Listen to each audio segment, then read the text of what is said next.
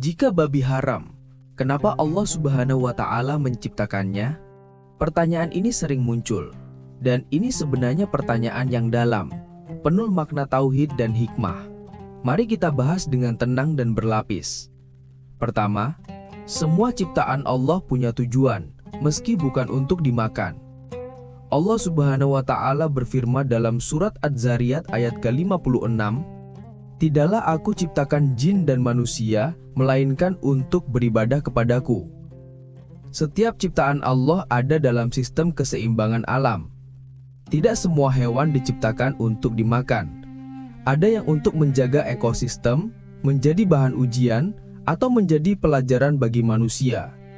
Contohnya, ular dan kalajengking bukan untuk dimakan, tapi mereka menjaga keseimbangan rantai makanan.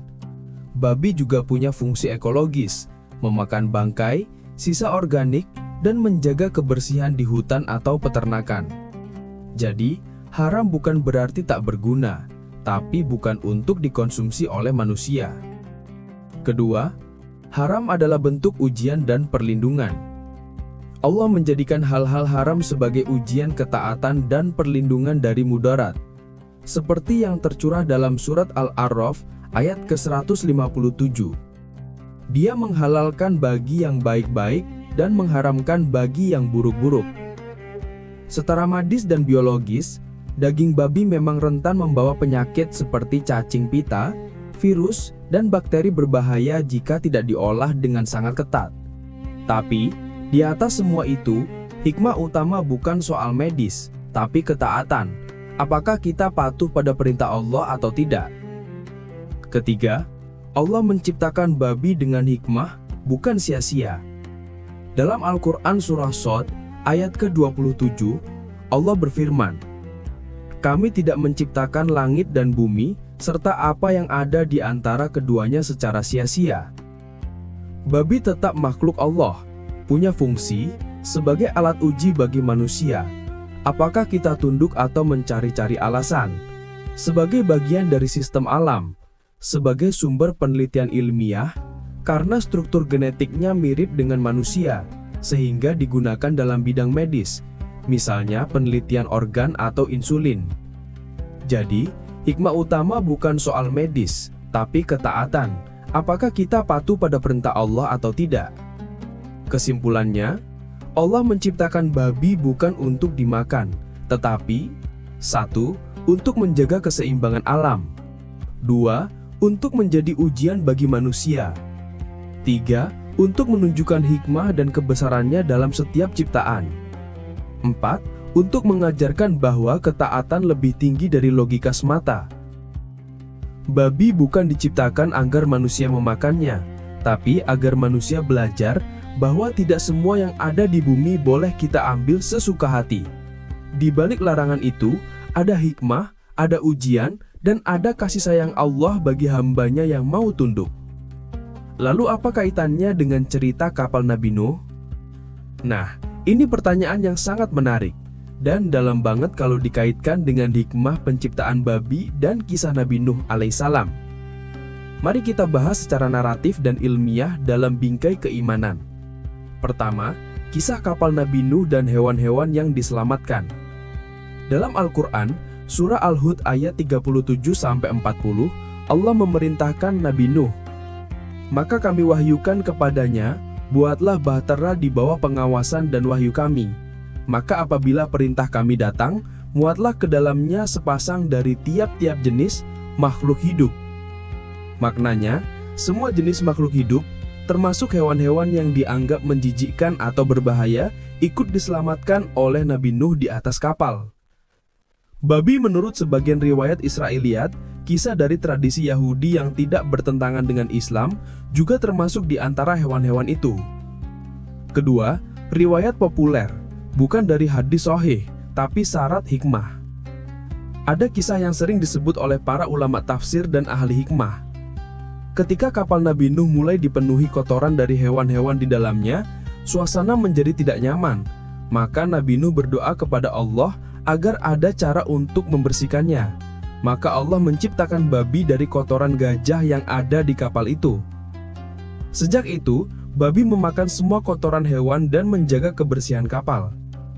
Hikmahnya adalah babi diciptakan bukan untuk dimakan, tapi untuk membersihkan dan menjaga keseimbangan bahkan di tengah situasi bencana besar.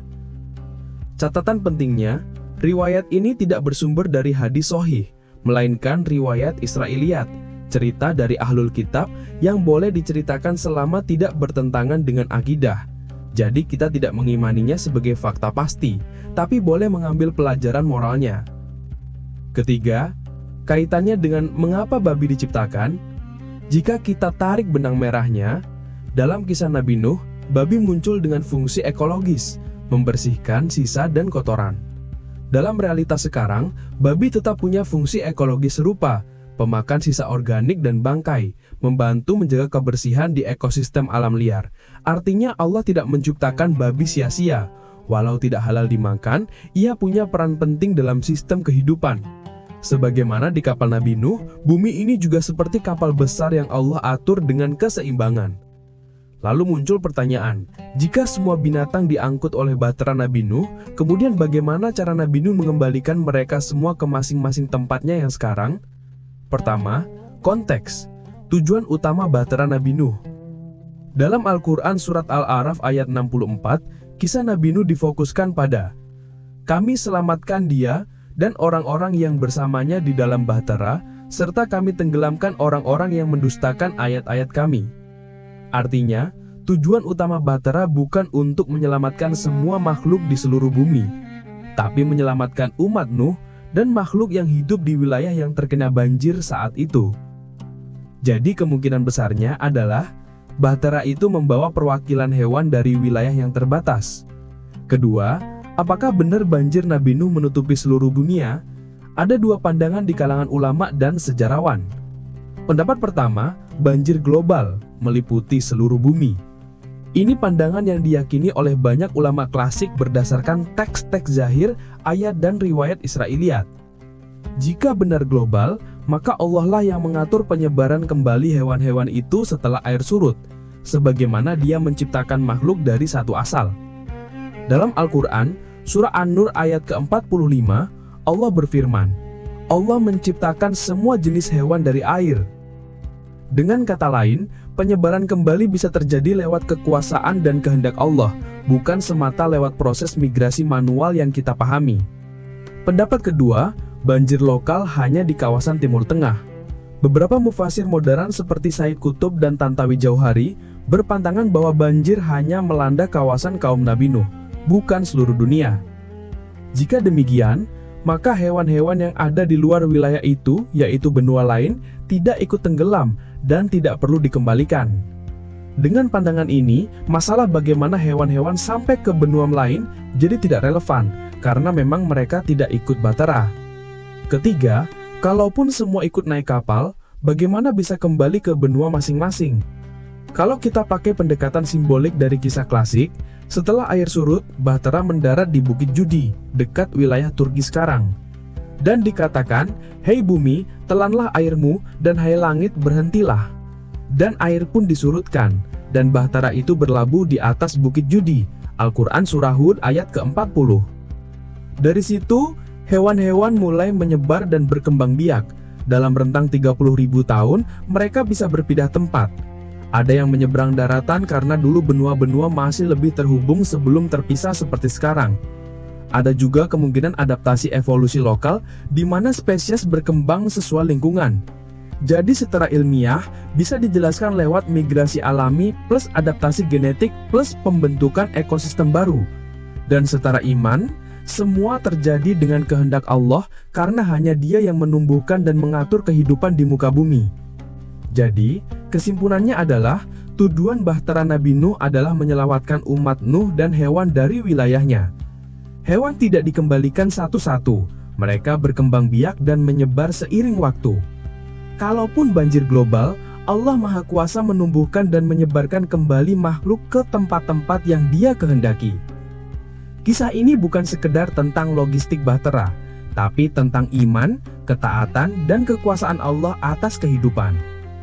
Jangan hanya bertanya, mengapa babi haram? Tapi tanyakan juga pada dirimu, apakah kita sudah mengambil hikmah dari ciptaannya? Karena Allah menciptakan bukan sekedar untuk dimakan, tapi untuk dikenali agar kita semakin mengenal siapa penciptanya.